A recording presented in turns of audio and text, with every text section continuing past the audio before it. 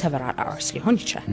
50 ዓመት ምናምን ሲደርሱ 45 50 እና ከዛ በላይ ሲደርሱ ደግሞ ሪፍራክተሪ ፔሪዮዳቸው እስከ 24 ሰዓት ድረስ ሊሄድ ይችላል አንድ ግንኙነት ካደረጉ በኋላ ለቀጣዩ ግንኙነት 24 ሰዓት ሊፈጅባቸው ሊችሉ ይችላሉ ለሚዘጋጅበት ማለት ከእድሜ ጋር so this is not something that we can fix ፕሮላክቲኑ ኖርማልም ቢሆን እድሜ በጨመረ ቁጥር ቴስቶስትሮን እንትን ስለሚያደርግ ያለውን ሆርሞናል ኢምባላንሶች ወጣት ሆኖ ግን ብዙ ሀፕን ላያደርግ ይችላል አያደርግም ብዙ ጊዜ ሪፍራክተሪ ፔሪዮድ በጣም አነስተኛ ነው ካለ ወጣት በጣም ብዙ ነው አይደል እንደዛ ነው የሚያደርጉት ግን አንድ ወጣት አሁን ሪፍራክተሪ ፔሪዮድ ሎ ነው ብሎ ካለ ምንድነው የምናደርገው ለምንድን ነው ብለን ነው ማሰብ ያለብን ሶ የመጀመሪያ ግንኙነቱ እንዴት ነበር ኤክስፒሪየንሱ because usually refractory period low ከሆነ ወጣት ላይ it's highly likely psychological ነው የሚሆነው የሆነ ነገር ኢፌክት አድርጎታል performance anxiety ያለበት ማለት ነው ሶ መጀመሪያ happen ያደረገው ነገር second happen አያደርግም ነውና ብዙ ጊዜ refractory periodአቸው በጣም ረጅም የሆኑ ወጣቶች የመጀመሪያ ግንኙነት ላይ ቶሎ መጨረስ አለባቸው ይላል ኦኬ ስለዚህ ተመልሶ እንዳይመጣ ሳይኮሎጂካሊ በቃ ተርን ዳውን ያደርጋሉ ከዛ በኋላ ተመልሰው ኢሬክት ቢሆኑ ራሱ ተገልብጠው ነው የሚተኙት መሞከር አይፈልጉም ይፈራሉ ስለዚህ እንደዛ አይነት ነገር ስለሆነ ትሩ ታይም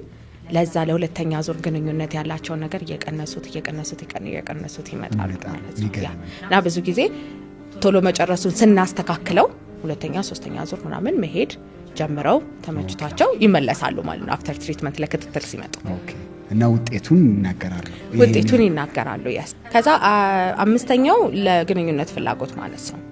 እሱ ነገር ብዙ ጊዜ ሃይሊ ሳይኮሎጂካል ነው ብዙ ጊዜ ቁጭ ብለን መጀመሪያ ማውራት አለብን ግንኙነት ያነሳቸው የፍላጎት ያነሳቸው ጊዜ ምንድነው እና ሰዓቱ ስንት ነው 6 ወር የቆየው ወይ 5 ወር 4 ወር ነው የቆየው ወይ ከዛ በዛ ሁሉ ውስጥ ደግሞ ምን አይነት ስትሬስ ዋይዝ ቤት ስራ ዋይዝ ምን አይነት ዋይዝ ያላቸው ነገሮች ፒክ ለማድረግ እንሞክራለን ቁጭ ብዬ ከክላይንቶቼ ጋር ነው ማውራው በስራ ያላቸውን ሲቹዌሽን ይነግሩኛል እንደዚህ ሪሌሽንሺፕ ላይ እንዴት ነው ምናምን እና usually I tend to pick የቱ ጋር እንደሆነ ይሄ ነገር what kind of stress cause እያደረጋባቸው እንደሆነ ብዙ ጊዜ ደግሞ የፍላጎት ማነስ የመጀመሪያ ምልክቶቹ ናቸው ሆርሞን ኢምባላንስ እንዳለ ሶ ፈርስት እንትን ያደርግና ከዛ እየሄደ ወደ ኤሬክታይል ዲስፋንክሽን ዴቨሎፕ እያደረገ ይመጣል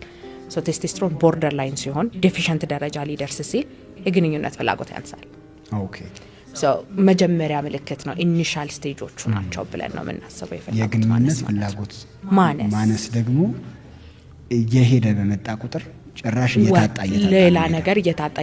ከዛ ፍላጎት ማነሱ ብቻ ሳይሆን lack of performance ያቀታቸዋል ሶ ፐርፎርም ማድረግም ያቀታቸው ይመጣሉ ማለት ነው ሶ ፈርስት ሳይኖች ናቸው usually የሚገርም ኦኬ እነዚህ 5 ነገሮችን አነሳን መሰለኝ አይደል 5 ነገሮችን አነሳን አሁን ምን ያህል ሰዎች ዝም ብለን በፐርሰንቴጅ ብናነሳው መተው ዶክተር ማኪ ጋር ታክመው ግንኙነታቸው መሻሻል ችሏል የሚሉትን እስኪ በፐርሰንቴጅ እናንሳ እንትን ያደርጋል ትሪትመንቱ ማለት ነው as early በአንድ ወር ውስጥ የሚያልቅ ትሪትመንቶች አሉ እንደ ችግሩ ይወስነዋል እስከ 3 ወር ድረስ የሚፈጅ ትሪትመንቶች አሉ based on የምንሰጣቸው ሜዲኬሽኖች ማለት ነው ከዛ በኋላ ሳይኮሎጂካል ኮንሰልቴሽን የሚያስፈልጋቸው ሰዎች ብዙ ጊዜ it's harder to treat because ሳይኮሎጂካል አስፔክታቸውን የሆነ ነገር መቀየር ስላለብን ማለት ነው harder to treat ነው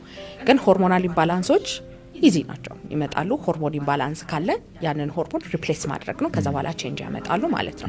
so based on my clients I think 95-96% of clients ቼንጅ ያመጣሉ ያ አብዛኞቹ ማለት ነው ትልቅ አቺቭመንት እና ክትትል ይመጣሉ ከዛ በኋላ ክትትል ከመጡ በኋላ የሚያደርጉትና ያንን ነገር እንትን የሚያስተካክሉበት ወይ አለ አሁን ለምሳሌ አንድ ወንድ ኤሬክታይል ዲስፋንክሽን ኖሮት ለኤሬክታይል ዲስፋንክሽን የምንሰጣቸው መድኃኒቶች አሉ የምንሰጣቸው መርፌዎች አሉ based on hormonal imbalances ያንን ነገር ላስተካክል ይችላል ግን ላይፍ ስታይሎችን ካላስተካከሉ እነሱ ሰስቴን የሚደረጉ ነገሮች አይደሉም at that time ሜዲኬሽን ተለናደርግን እንችላለን እናስተካክላለን ግን ላይፍ ስታይል ቼንጅ ላይ በጣም አድቫይዝ ማድረጋቸው ነገሮች አሉ so if a guy exercise የማያደርግ ከሆነ then ቴስቶስትሮን ዴፊሽንት ከሆነ በኋላ ቴስቶስትሮን ሰተነው ካስተካከልነው በኋላ ያንን ቴስቶስትሮን መልሶ ዴፊሽንት አለመሆኑ በፍጹም አድርገን ጋራንቲ ልናደርገው አንችልም። ያ ቢካዝ ላይፍ ስታይል ነገሮች ያስፈልጋል። ሃይ ፕሮቲን ዳይቶች መብላት ያስፈልጋል። ያ ሰው ዌይት ሊፍቲንግ